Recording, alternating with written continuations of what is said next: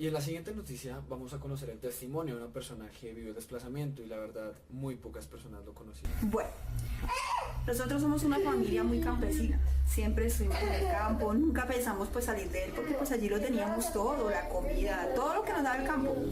Pero desgraciadamente allí pues el corregimiento era de la guerrilla, o sea, la guerrilla era la que mantenía siempre por ahí, pero ellos no nos hacían ningún mal hasta entonces, ¿no?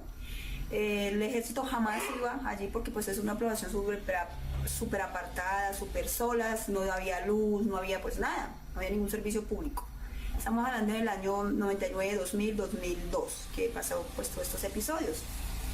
Entonces la guerrilla iba, era como parte más. Entonces la guerrilla allí mantenía como Pedro por su casa, allí ni nos hacía mal. Lo único era que mi papá pues mi papá fue una persona que económicamente estábamos muy bien en el campo, pero económicamente bien. Mi papá comenzó a comprar tierras, que su casa, que sus tierras, sus cosas, su ganado. Entonces la guerrilla ya comenzó a decirle a mi papá que tenía que darles una vacuna, luego ya que tenía que hacerle mercado a 800 hombres, teníamos que cocinarles a ellos, y ahí comenzamos a ver que la situación estaba cambiando.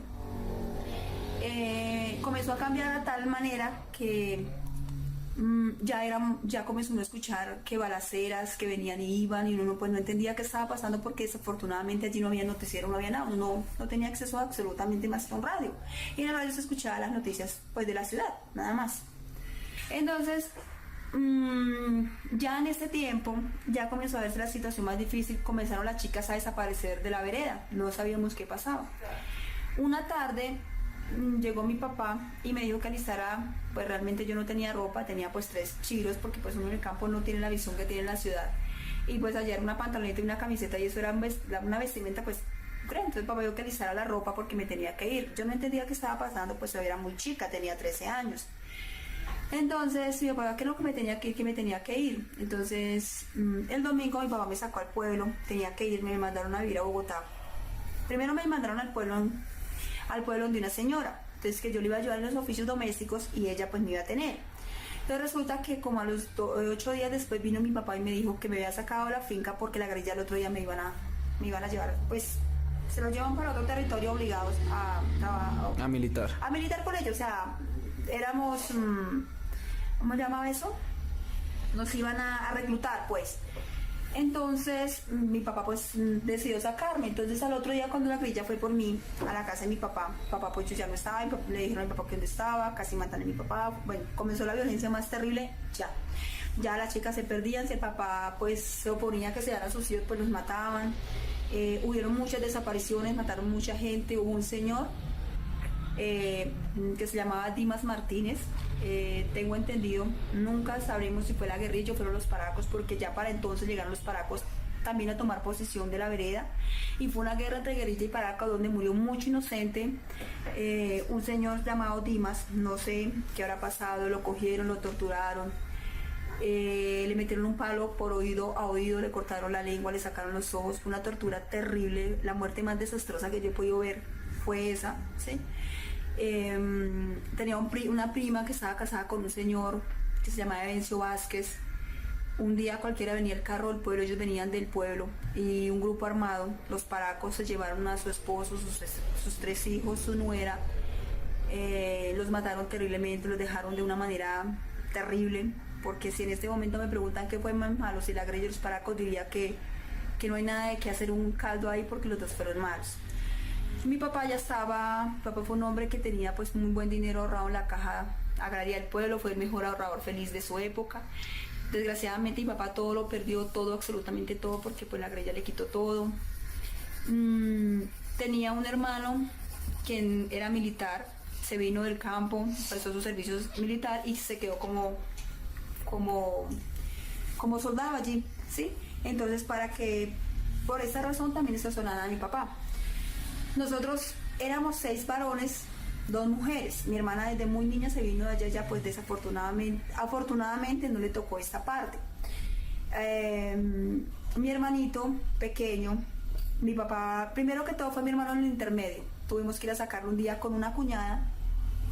Tuvimos que ir al pueblo a traerlo porque lo iban a matar. Al otro día, pues, ¿cómo sabíamos tantas cosas? Porque afortunadamente teníamos a este hermano en el ejército.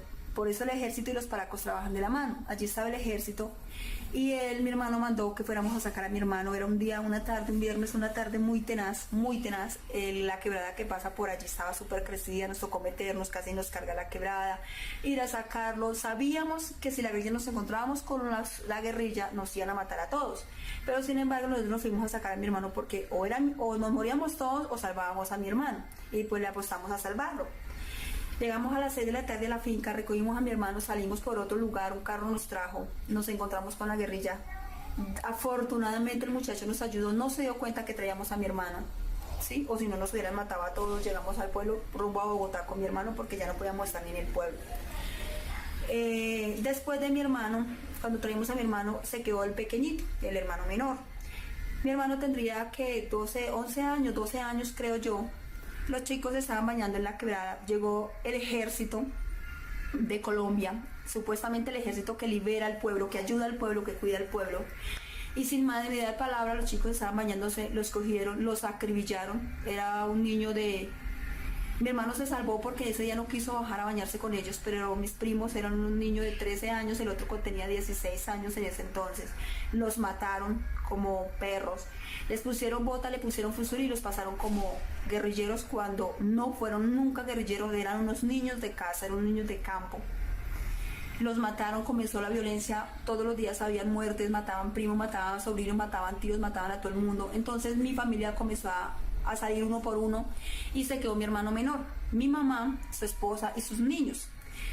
Un día como a las 8 de la noche llegaron los paracos y le dijeron a mi hermano que le daba 2 horas para recoger, que no, le daban 2 horas. Después se volvió un comandante y le dijo: se me larga con lo que tiene encima, agarra a su mujer, sus hijos y se desaparece de acá y no lo quiero por las carreteras. Mi hermano miró todo llorando con mucha tristeza, cogió sus 3 cosas, la ropa que tenía encima, dejó todo, casa, finca, ganado, todo lo que ellos tenían, y cogió a mi mamá y les tocó venirse en Ponte el Monte, los espinos los cortaron, los volvieron nada. Tenían una niña de 6 meses, él con su niña al hombro por todo el monte, sabiendo que en cualquier momento los podían matar. Fue una situación muy difícil, ya no tenían plata, ya no tenían cómo poder sobrevivir en una ciudad como esta. Llegaron al pueblo, tenían que no dejarse ver de nadie y del mismo pueblo llegar a Bogotá. Aquí llegaron en una casita un lote que había comprado mi papá aquí en la ciudad, feo, una casa horrible que no tenía baño. Llegaron todos, familia, creo que habían como unas 70 personas en esta casa, en una casucha era. Allí llegaron mis hermanos, llegaron todos.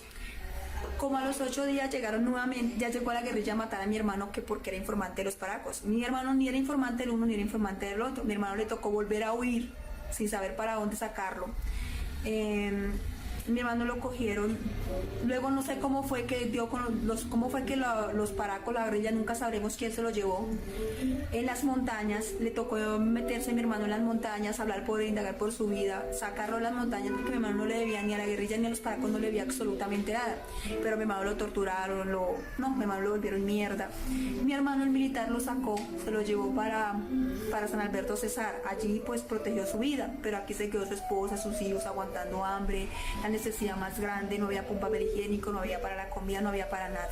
Fue una situación muy difícil que vivió mi papá, mi mamá, porque nosotros allí lo teníamos todo, no nos hacía falta absolutamente nada.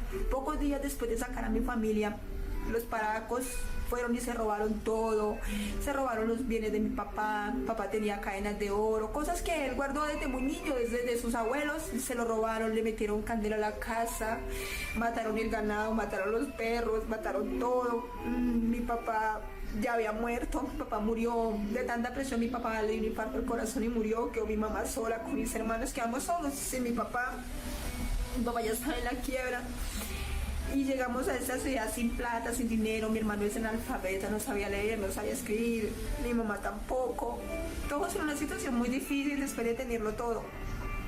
Y aquí llegaban las amenazas diariamente, que nos iban a matar, que nos iban a secuestrar, que nos iban a violar, que nos iban a hacer de todo. Era una zozobra total que vivimos. Las fincas quedaron abandonadas, ya todo el mundo hizo lo que quiso con las fincas. Creo que era una vereda como de 300 personas, desgraciadamente sobrevivieron, sí quedaron 30 personas en la vereda, fue mucho, todo el resto lo mataron, lo violaron, lo sacrificaron, bueno, hicieron con ellos lo que quisieron. No solamente fue la guerrilla, pero los paracos.